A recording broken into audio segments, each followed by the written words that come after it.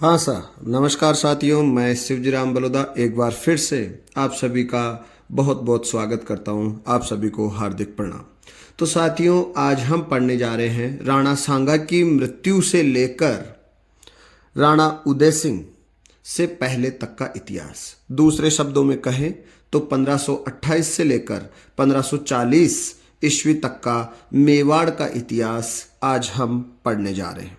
तो आइए शुरू करते हैं। हाँ साथियों, जैसा कि मैंने कहा पहले भी कि राणा सांगा यद्यपि एक महान योद्धा थे, लेकिन उन्होंने अपने जीवन में एक भूल की थी और अपने दूरदृष्टि होने का परिचय दिया था। बाकी वो बहुत दूरदृष्टि थे। तो राणा सांगा की बहुत बड़ी गलती, और वो बड़ी गलती ये थी कि अपने जीवित रहने के दौरान ही अपने छोटे लड़कों को रणथंबोर जैसी बड़ी जागीर दे देना। और ये ऐसा करना, रणथंबोर दे देना अपने छोटे लड़कों को, ये बात भविष्य के मेवाड़ के लिए एक कांटा साबित हुई। तो ये कैसे साबित हुई, आइए एक वीडियो अंश देखते हैं। साथियों, ये घटना मेवाड़ के भविष्य के लिए कांटा इस प्रकार से साबित होती है कि जैसा कि राणा रायमल ने किया था, अपने जीवित रहने के दौरान ही अपने बड़े पुत्र पृथ्वीराज को अजमेर दुर्ग का संरक्षक बना दिया था, तारागढ़ दुर्ग का। और बाद में राज्य प्राप्ति को लेकर राणा रायमल के जीवन काल के दौरान ही उनके पुत्रों में आपस में भयंकर संघर्ष हुए थे, और उन सबके परिणाम हमने पिछले वीडियो में देख लिए थे।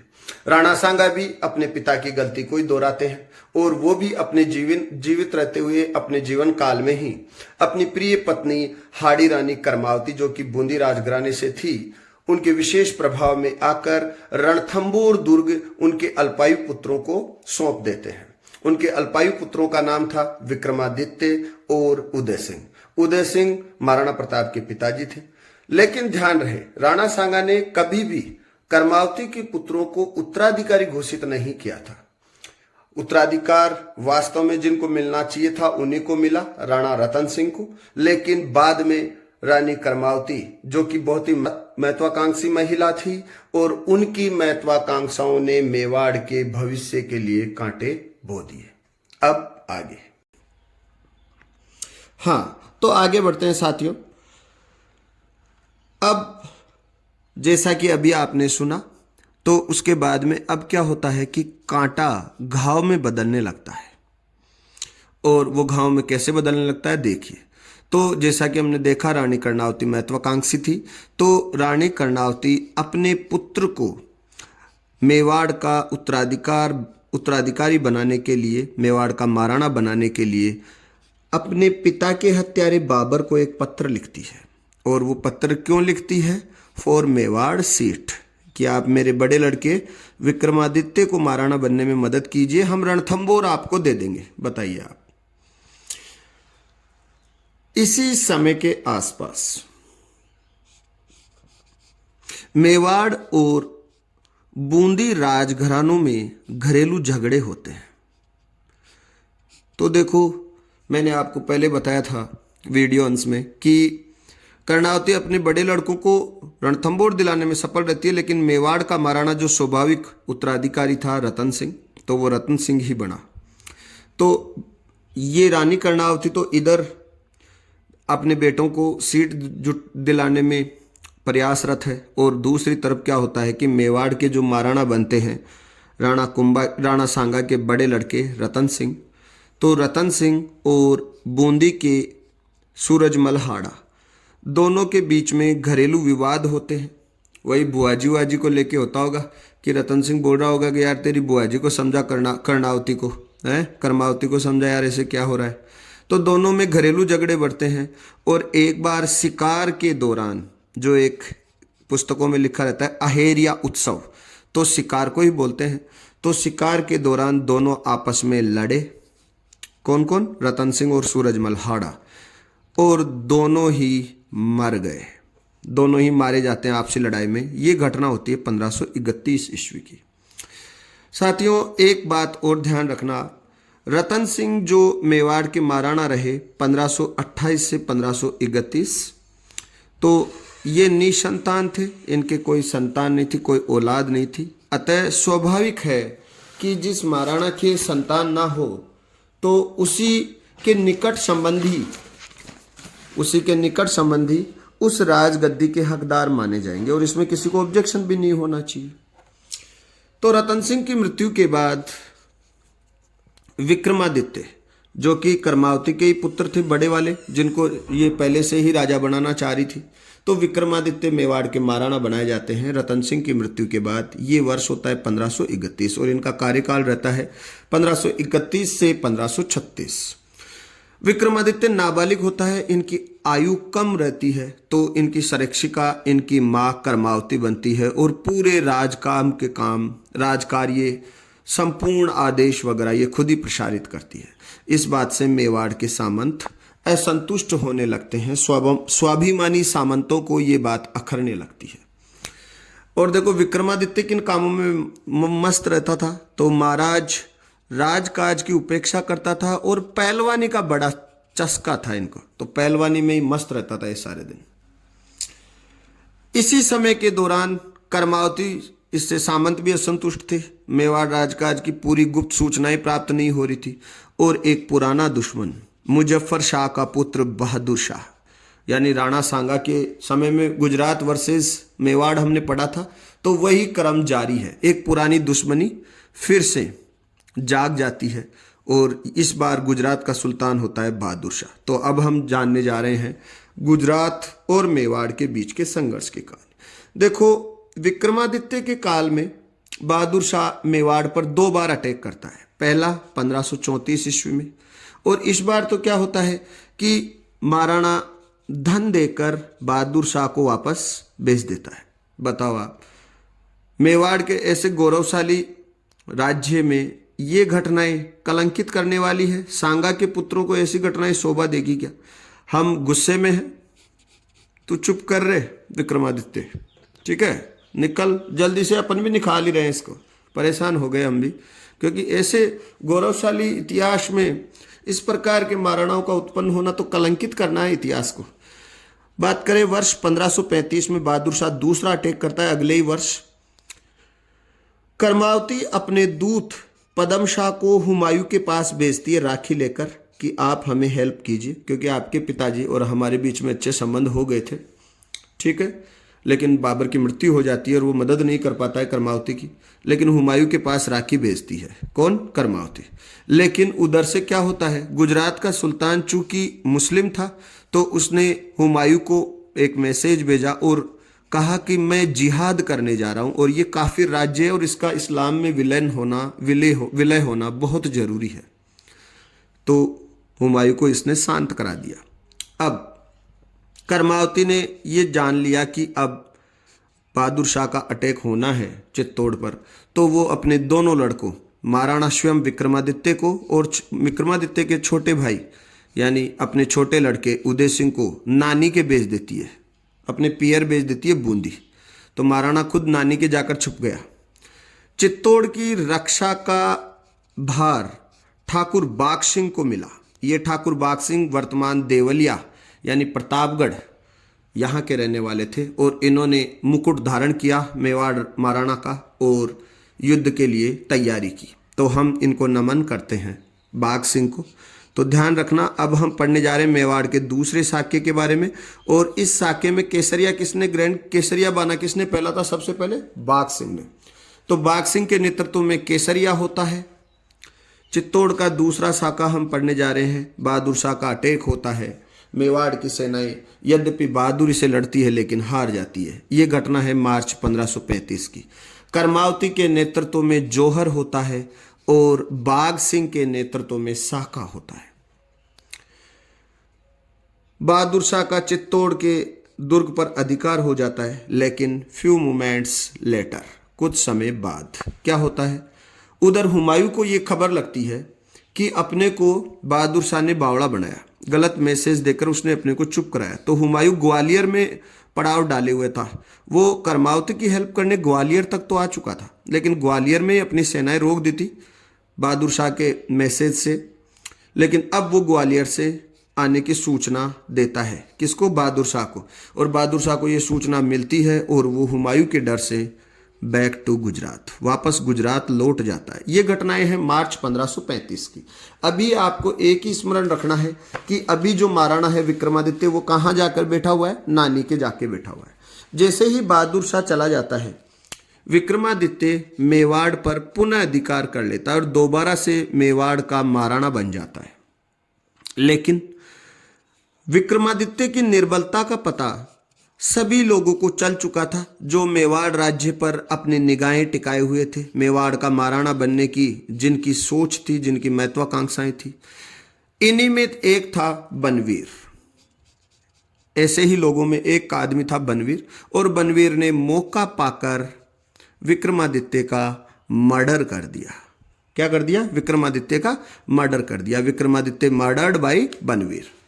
अब देखो, विक्रमादित्य के बारे में कर्नल जेम्स टोड का एक बहुत प्रसिद्ध कथन है और मैंने भी उसे अपने नोट्सों में स्थान दिया है। वो कथन है, कितना अच्छा रहता कि यह राणा यानी विक्रमादित्य मेवाड़ कुल में पैदा ही नहीं होता।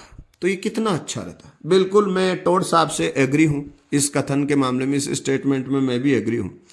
अब हम पढ़ने जा रहे हैं बनवीर के बारे में। हाँ भाई, अब बनवीर का कार्यकाल शुरू होता है 1536 से 1540। देखो, ये पृथ्वीराज की अनोरस औलाद थी, यानी दासी का पुत्र था। पृथ्वीराज कौन? राणा सांगा का बड़ा भाई, वही जिसने सांगा की एक आंख फोड़ दी थी, उड़ना पृथ्वीराज, जिसकी पत्नी ताराबाई के नाम पर अजमेर के तारागढ़ दुर्ग का नाम तारागढ़ पड़ा है ना? तो वही पृथ्वीराज। तो उसकी अनोरस यानी उसकी दासी की संतान था ये बनवीर।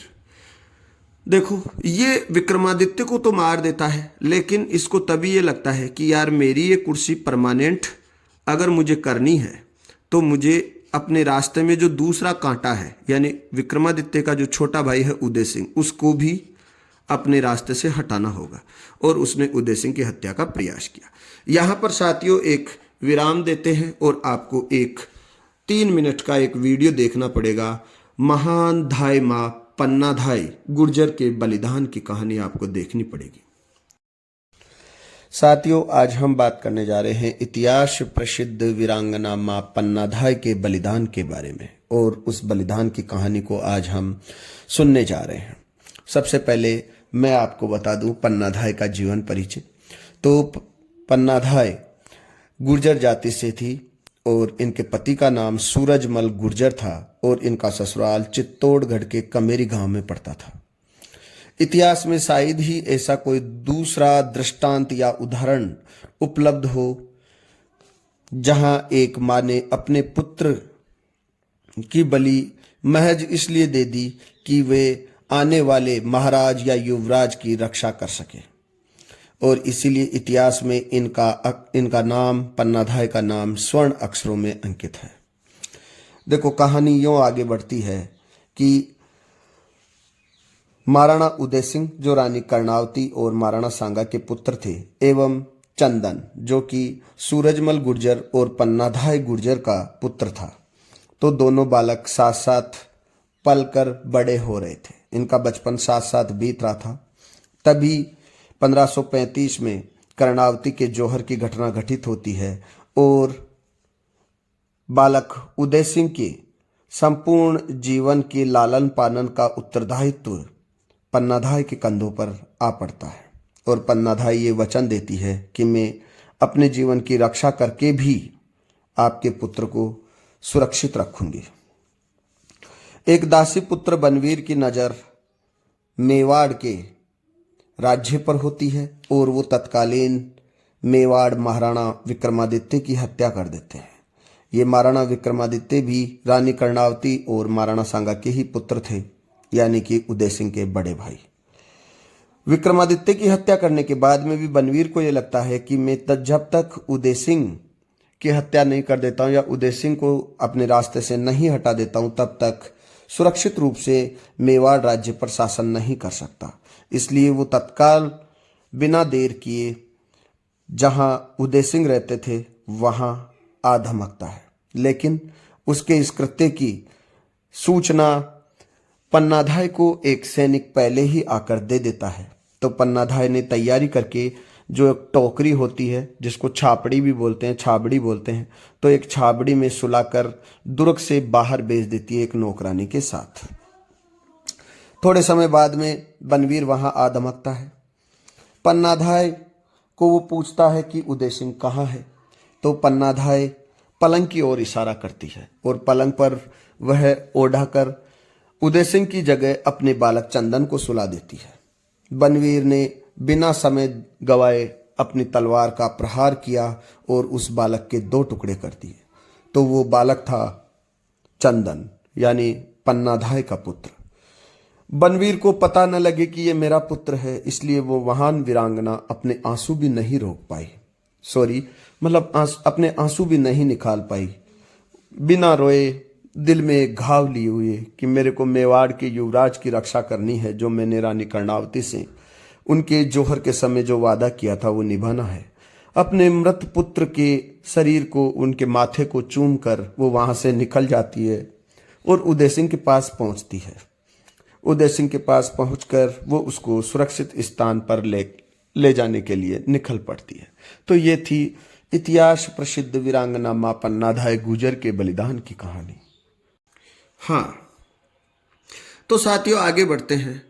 अब क्या होता है, धाय मां पन्ना के बलिदान की कहानी आपने देखी, तो धाय मां पन्ना ने अपने पुत्र चंदन की बलि दे दी थी, है ना, ये सब आप देख चुके हैं। तो हम पन्ना धाय माँ को प्रणाम करते हैं। ऐसी वीरांगनाओं के लिए ये राजस्थान की धरती हमेशा जानी जाती रही है और हम सब आज भी इनके द्वारा किए हुए कृत्यों का गुणगान करते हैं, इनको हमेशा के लिए वंदन करते हैं। सदैव प्रणाम। तो देखो, वो अपन सब वीडियो में भी देख चुके थे। तो उदय सिंह को लेकर वो फरार हो जाती है और पहले ये पहुंचती है देवलिया प्रतापगढ़, यानी वही बाघ सिंह वाला। तो वहां पर अब रावत राय सिंह राज कर रहा था। देवलिया प्रतापगढ़ का सामंत था रावत राय सिंह। तो उसके पास पहुंचती है सबसे पहले, लेकिन उसको लगता है कि यहाँ भी बनवीर आ धमकेगा और बनवीर का भय उसे वहां भी महसूस होता है पन्नाधाय को। तो वो पूर्ण सुरक्षा के लिए, यानी उदय सिंह की पूर्ण रक्षार्थ वो कुंभलगढ़ चली जाती है। और कुंभलगढ़ का किलेदार, कुंभलगढ़ दुर्ग का किलेदार होता है आशा देवपुरा, और वो पन्नाधाय और उदय सिंह को संरक्षण देता है और यहाँ से उदय सिंह अपनी शक्ति में वृद्धि करते हैं।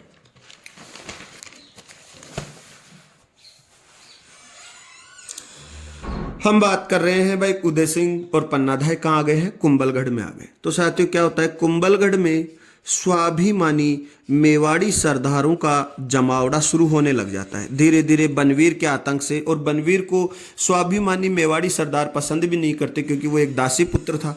तो वो धीरे धीरे सभी उनको सूचना मिलने लगती है कि राणा सांगा का दूसरा पुत्र उदय सिंह अभी जिंदा है। वैसे उदय सिंह 5वें पुत्र थे राणा सांगा के, लेकिन वो जिंदा है और वो कुंभलगढ़ में है। तो इन सरदारों में मुख्य रूप से कोठारिया का जागीरदार, केलवा राजसमंद में पड़ता है वहां का जागीरदार, और बागोर भीलवाड़ा। तो ये तीनों बहुत महत्वपूर्ण ठिकाने थे उस समय भी और आज भी हैं ये। तो यहाँ के जागीरदार और सामंत, यानी यहाँ के सामंतों का जमावड़ा कहाँ शुरू हो जाता है, कुंभलगढ़ में। और वो सब अपना समर्थन किसे देने लगते हैं, उदय सिंह को देने लगते हैं। इसी दौरान पाली का जागीरदार या पाली का सामंत रहता है अखीराज सोनगरा, और वो बहुत मजबूत रहता है और उसकी पुत्री से उदय सिंह का विवाह हो जाता है। इसी से बाद में महाराणा प्रताप का जन्म होगा और इनका नाम था जयवंता बाई। ठीक है, तो अखीराज सोनगरा और कुछ सरदारों के अलावा मारवाड़ का सुल्तान या मारवाड़ का राजा, सुल्तान क्या, मारवाड़ का महाराजा राव मालदेव, वो भी अपना सपोर्ट किसको दे देता है, उदय सिंह को दे देता है शुरू में। इस प्रकार उदय सिंह मजबूत हो जाता है और मजबूत होकर बनवीर से वर्सेस करने वो निकल पड़ता है, यानी कुंभलगढ़ से बाहर आ जाता है अपनी सेना लेके बनवीर से निपटने के लिए और सीधा चित्तौड़ की तरफ प्रस्थान करते हैं। उधर बनवीर को भी ये भनक लग चुकी थी। तो बनवीर की सेना और ये जो मजबूत सेना है उदय सिंह वाली, इसके बीच में युद्ध होता है और बनवीर की सेना का सेनापति रहता है कुंवर सिंह तंवर। और ये जो युद्ध होता है उस युद्ध का नाम था मावली का युद्ध, और ये वर्ष 1540 ईस्वी में लड़ा गया। तो मावली का युद्ध होता है किस किस के बीच में? उदय सिंह और बनवीर के बीच में। बनवीर की सेना का सेनापति कौन? कुंवर सिंह तनवीर। युद्ध का रिजल्ट सुन लीजिए, बनवीर हार जाता है और राणा उदय सिंह विजय होते हैं।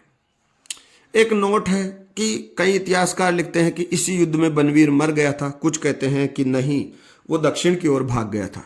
तो एक ये नोट है कि इस युद्ध में, मावली के युद्ध में, या तो बनवीर मारा गया था या भाग गया। श्यामल दास जिन्होंने वीर विनोद की रचना की है, उनके अनुसार बनवीर बचकर दक्षिण भाग गया। किधर भाग गया? दक्षिण भाग गया था।